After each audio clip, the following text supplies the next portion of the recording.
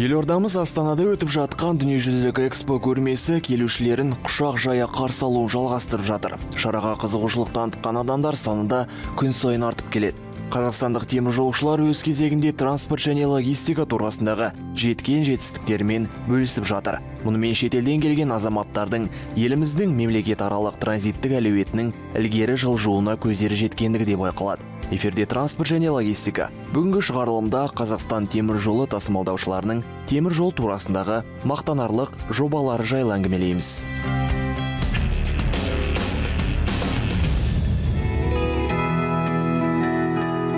Жаһандаған әлемдегі өзекті трендтің іргетасы мемлекетаралық транзиттік әлеует. Бәр мемлекеттер оны барынша жетілдіруді қалайды. Әлемнің ең дамыған елдерінің өзі әлі күнге дейін бұл саланы толыққанды пайдалана алмай отырғандығын жасырмайды. Қазақстан өз кезегінде бұл саланы тиімді дамытуда сенімді қадамдар жасауда. Кешенді әрі көп векторлы жоба қазір ел экономикасының тұрақты дамып келе жатқан саласына айналған іспетті. Көліктің негізгі түрлері пойыз, автомобиль, кеме мен ұшақтар арқасында еліміз батыс мен шығысты байланыстыра алды. Экспо көрмесі аясында көрсетілген жобалар бұл Қазақстанның тәуелсіздік алғалы бері жетістіктерінің жемісі. Темір жол турасы ел экономикасы үшін аса маңызды. Қазақстан темір жолы тасымалдаушылары нәтижелі жұмыстарын шетелдіктерге паш етуде. Идея концепции нашего павильона является... Біздің павильонның идеясы мен концепциясы Қазақстан транспорты логистикалық саласының жаһандық транспорттық жүйеге интеграциялануымен тікелей байланысты. Сонымен қатар Қазақстанның жаңа жібек жолының кәсіби логистикалық хабына айналу. 2-10 жыл ішінде еліміздің тұрақты дамуына барлық логистикалық жағдай жасадық. Қазақстан теміржолшыларының әлемнің 15 ірі компанияларының қатарына кіруі осының айқын дәлелі. У нас находится там технический парк. Еліміздің ауыз толтырып айтатындай саласы әрине темір жол машинасын құрастыру индустриясы. Кеңес дәуірінен қалған ескі жылжымалы құрамдар кешегі күннің әңгімесі. Бүгінде су жаңа заманауи тұрғыда жасалып сандық технологиялармен жабдықталған отандық тұлпарлар ұлан-ғайыр еліміздің түкпір-түкпірін шарлауда. Аз уақыт аралығында отандық шойын жолдар да төселіп үлгерді. Зауыттар салынып, Қазақстан жүк тасымалының әлеуетте біршама ілгері жылжыды. Қуаныштысы бұл жетістіктер легін жалғастыра беруге болады. Заводтың қазіргі шығарып отырған жүк вагондары өзіміздің еліміздің нарығында қамтамасыз етіп отыр. Ол жүк вагондарының қазіргі технологияларын пайдалана отырып, жүк вагондарының 20%-ға дейін жүк көтерілгіштігі артты. Фитингтік платформалардың сыйымдылығы 2 есе артты. Және де локомотив құрастыруды айтатын болсақ, локомотив құрастыру зауыты Астана қаласында орналасқан. Бұл жобада Evolution локомотивтер жасалып шығарылады. Бұл локомотивтер технологиялық өте үздік жоғары технологиямен жасалады. Бұл локомотивтердің жылдамдығы 120 км/сағатқа дейін жүре алады. Еуразия орталығында орналасқан еліміз заманауи көліктік инфрақұрылымды қалыптастыруын өткен ғасырда бастағаны мәлім. Геосаяси жағдайына байланысты қазақ жері ғасырлар бойы 9 жолдың торабын, түрлі бағыттағы керуен жолдарын тоғыстырғандығы да жасырын емес. Шығыс пен батыс өркениетін ортақтастырған Ұлы Жібек жолы бүгінде қайта жаңғырып жатыр. Еуразия құрлығының көп елі ірі тораптар мен терминалдарын салып, еуропалық және азиялық көлік жүйелерімен байланыс орнатып жатыр. В 2011 году главой Республики Казахстан 2011 жылы елбасы мен Қытай Халық Республикасының төрағасы Ұлы Жібек жолын қайта жаңғырту келісімшартына қол қойды. Алғашқы кезекте Тынық мұхиты жағалауындағы Ляньюньгань портын жалға алу бойынша жұмыстар жүргізілді. Дәл сол сәттен Қытайдан Еуропаға жүк тасымалдау жүйесі жаңа көрініс таба бастады. Нәтижесінде тауарды бірінші нүктеден екіншісіне жеткізу уақыты 2 аптаға дейін қысқарды. Европа занимает 14-16 дней. Құрлықты Қазақстанның транспорттық кедергілерден асып түсіп, ашық теңізге жол тапқандығы жайлы да Қазақстан темір жолы павильоннан білуге болады. По территории Казахстана мы имеем 4 основных выхода. Қазақстан территориясынан басқа елдерге 4 негізгі жолмен шығуға болады. Астана қаласындағы логистикалық орталық арқылы Ресейге жол ашылады. Ал Шымкент қаласы орталық Азия мен таяу шығысты қамтуға көмек береді. Сонымен қатар Еуропаға 2 негізгі жолымыз бар. Елецк станциясы және Ақтау мен Қорық порттары. Қорық порттың ерекшелігі жылына 365 күн бойы істеуінде. Сондай-ақ қысқа уақытта мұзданбайды. Ал Ақтау порты жылына 8 ай бойы жұмыс істейді. Бұл порттар арқылы жүк Еуропаға, Әзербайжан мен Грузияға жөнелтіледі. В Европу, Экспо қонақтарына мұнда сондай-ақ жақында ашылған елорда мақтанышы Нұрлы жол темір жол сапаржайы таныстырылуда. Вокзал кешені қала қонақтары мен келушілерді қолайлы жақтарымен қуантып жатыр.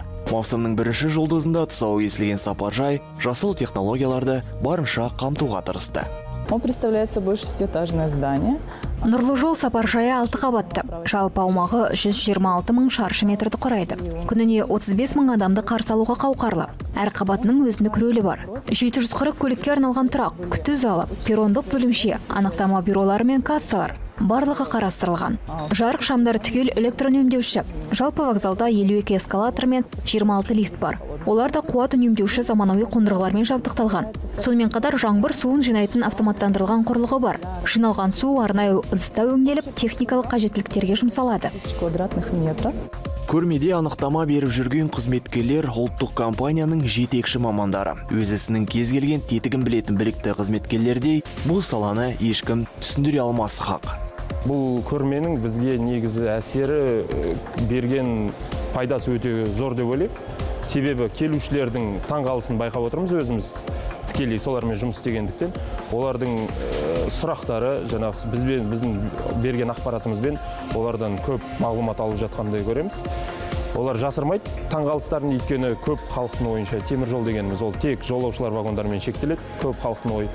Бірақ демек соған қарамастан жаңағы бізден мағлұмат ала отырып, мынау ұлы жібек жолы жобаларын ести отырып, мынау аэропорт, жаңа аэропорт, әуежайдың терминалдарын қарай келе, олардың барлығы мынау темір жолдың, Қазақстан темір жол компаниясының үлкен бір тек қана темір жолға қатысты емес, үлкен бір осы Қазақстандағы логистикалық компания екеніне көздер жетіп отыр. Логистика дегеніміз ол жаңағы тек қана тасымалдау ғана емес, оның яғни сіздер жаңағы логистикалық орталықты да көрдіңіздер, ол логистикалық орталығы бар, жаңағы сақтау бар жүктерді. Онымен қоса өзіміздің жаңағы машина жасау саламызды көрсеткенде, оның барлығы мынау үлкен өзінің Қазақстанның темір жолының үлкен өзінің алдына қойған мақсаттар бар екен, үлкен мекеме екенін көрсетті деп ойлаймыз. Айта кететін жайт, Қазақстан темір жолы павильоны келген делегаттар саны бойынша өзгелерінен озық тұр. Сондықтан болар шетелдік азаматтар тарапынан тәжірибе алмасу немесе тиімді келісімшарттар жасау бойынша ұсыныстар көп түсуде.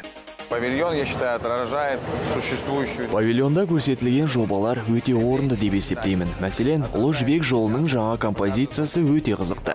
Мемлекеттік инфрақұрылымды дамытатын бірегей жобалар көп болғай. Барлығы ұнады. Алдағы уақытта бірігіп жұмыс істейміз деген ойдамын. Как он был, как он сегодня выглядит. Хотелось бы отметить положительные отзывы. Делегаттардың жағымды пікірлерін атап өткім келеді. Әлемнің алып порттарының әкімшіліктері, дүниежүзілік ірі темір жол ұйымдарының басшылары, Ресей мен Әзірбайжан темір жол орталықтарының директорлары. Сонымен қатар шетелдік серіктестеріміз де қонақ болып қайтты. Экспо шеңберінде біздің әлемнің әр түкпіріндегі елдердің бизнес қауымдастығынан ұсыныстар келіп түсуде. Мәселен, Қытай мен Қазақстан бағытында Европаға жүк тасымалдау жөнінде ұсыныс келіп түсті. Ол ұсыныс Қазақстан үшін өте тиімді деп санаймыз, өйткені бүгінгі таңда Нұрлы жол бағдарламасының аясында Қытайдан Европаға жүк тасымалдаумен айналысамыз біздің компания. Бұл жүкпен кері қайту мәселесін шешеді. Әрине, экспоның артықшылығы оның мультифункционалдығы болып табылады. Экспоға қатысу бір мезетте имидждік, жарнамалық, өндірістік, тағы басқа бизнес шешімдерді қабылдауға мүмкіндік береді. Темір жол турасындағы жеткен жетістіктер мен мемлекет аралық ауқымды жобалар күллі әлемге паш етілді. Айтылған жағымды пікірлер де отандық компанияларға жаңа дем берер хақ. Белестер мен асулар таусылмай, жолаушылар мен жүктер межелеген жеріне уақытылы жетсе болғаны. Біз өз кезегімізде бұл саладағы тың жаңалықтармен бөлісуге әрдайым дайынбыз.